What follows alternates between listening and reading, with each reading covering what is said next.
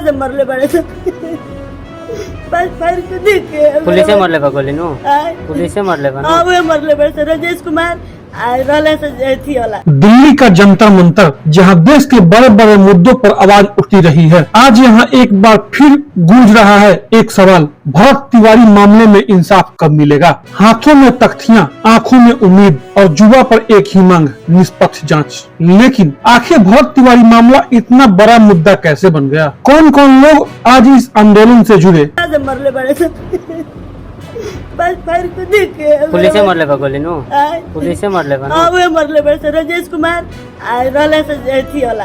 चलिए सबको दिखने दीजिए। चलिए बेटे पुलिस। हाँ तो पिस्टल अपना रक्षा खाती बचाव खाती। कहाँ से लाए थे पिस्टल, क्यों लाए थे?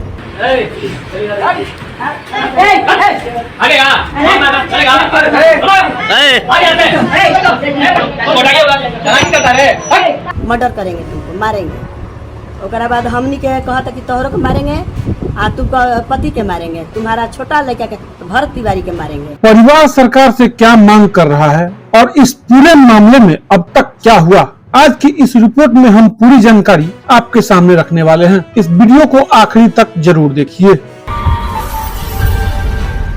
नमस्कार, आप देख रहे हैं जनसंचार 24 न्यूज। मैं हूं संदीप। भरत तिवारी मामले को लेकर दिल्ली के जंतर मंतर पर प्रदर्शन जारी है। परिवार और समर्थक इस मामले में न्याय की मांग कर रहे हैं। परिवार का कहना है कि उन्हें कई सवालों के जवाब चाहिए और पूरे मामले की निष्पक्ष जांच होनी चाहिए। वहीं दूसरी ओर इस मामले में जांच और कानूनी प्रक्रिया चल रही है। दोस्तों, अगर आप चाहते हैं कि आपको ऐसी ही बड़ी और तथ्य आधारित खबरें सबसे पहले मिलती रहे, तो हमारे चैनल जनसंचार 24 को सब्सक्राइब कर लीजिए और बेल आइकन जरूर दबा दीजिए। टूटा हुआ लश्कर का भरम देख रहे हैं और सम्राट चौधरी जी के कर्म देख रहे हैं।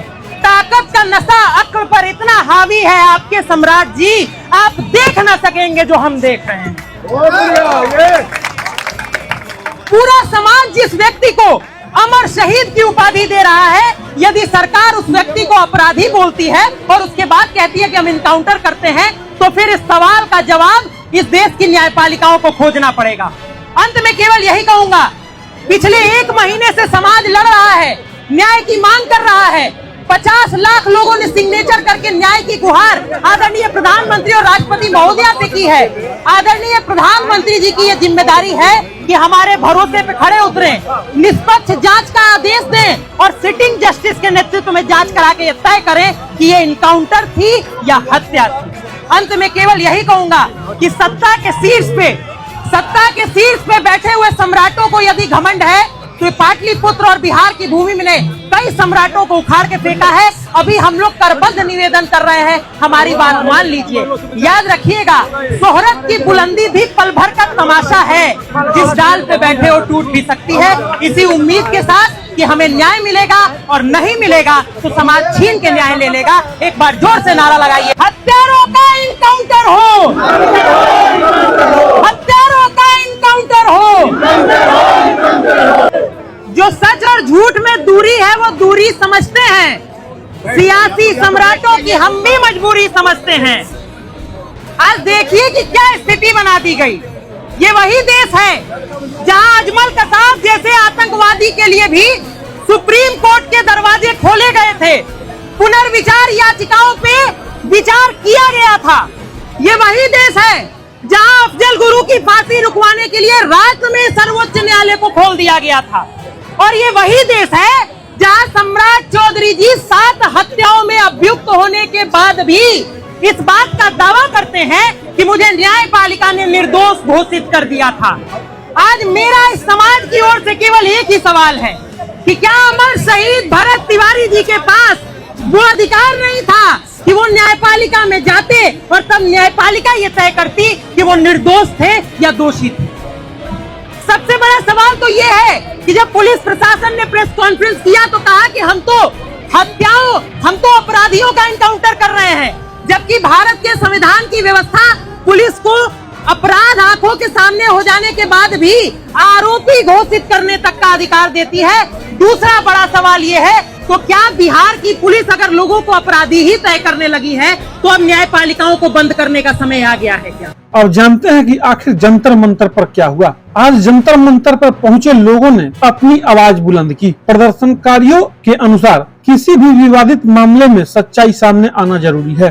भरत तिवारी के परिवार और समर्थकों ने मांग रखी है कि मामले की निष्पक्ष जांच हो, सभी तथ्यों की गहराई से जांच की जाए। अगर कोई दोषी पाया जाता है तो उसके खिलाफ कार्रवाई हो, परिवार को न्याय मिले। अगर आपको लगता है कि हर बड़ी खबर को तथ्यों के साथ समझना जरूरी है तो इस वीडियो को लाइक जरूर करें। आपका एक लाइक हमें ऐसी ही जिम्मेदार रिपोर्ट आपके लिए लाने का हौसला देता है। परिवार का कहना है कि उनकी लड़ाई किसी राजनीति के लिए नहीं बल्कि न्याय के लिए है। उनका सवाल है, अगर कोई गलती हुई तो उसकी जिम्मेदारी कौन लेगा, और अगर सब कुछ सही हुआ है तो ठीक उठ रहे सवालों का जवाब जनता के सामने क्यों नहीं आए। यही सवाल लेकर परिवार और समर्थक दिल्ली पहुंचे हुए हैं। अगर आपके किसी दोस्त या किसी परिवार के सदस्य तक इस मामले की अधूरी जानकारी पहुंची है तो वीडियो को उनके साथ शेयर जरूर कीजिए ताकि वे पूरी जानकारी जान सके। इस आंदोलन में भरत तिवारी के परिवार के सदस्य, समर्थक और सामाजिक कार्यकर्ता शामिल हुए। भरत तिवारी के भाई चंदन तिवारी ने कहा कि उनकी मां सिर्फ निष्पक्ष जांच और न्याय की है। इसके अलावा आंदोलन को कई सामाजिक लोगों का समर्थन भी मिला है। पूर्व एनएसजी कमांडो लक्की बिष्ट ने भी पहले इस मामले में परिवार के समर्थन की बात कही थी। दोस्तों,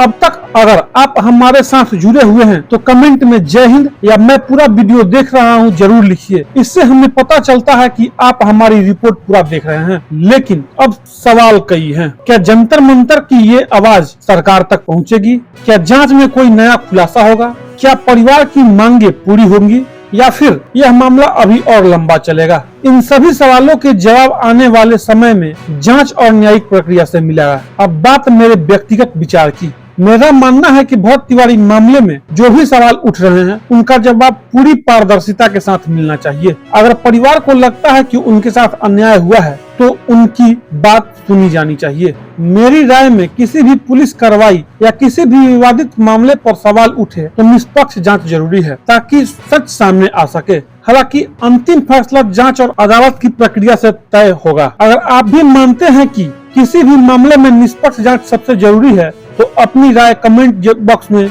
जरूर लिखिए। हम आपका विचार जानना चाहते हैं। फिलहाल जंतर मंतर से उठी यह आवाज पूरे देश में चर्चा का विषय बन चुकी है। एक तरफ परिवार न्याय की मांग कर रहा है, दूसरी तरफ जांच प्रक्रिया आगे बढ़ रही है। सबकी नजर इस बात पर है कि आने वाले दिनों में इस मामले में क्या नया मोड़ आता है। आप इस मामले पर क्या सोचते हैं? अपनी राय कमेंट में जरूर लिखें। अगर आपको हमारी यह रिपोर्ट संतुलित और जानकारी पूर्ण लगी हो तो वीडियो को लाइक करें, अपने दोस्तों के साथ शेयर करें, और अगर आपने अभी तक जनसंचार 24 को सब्सक्राइब नहीं किया है तो अभी सब्सक्राइब कर लीजिए। बहुत बहुत धन्यवाद।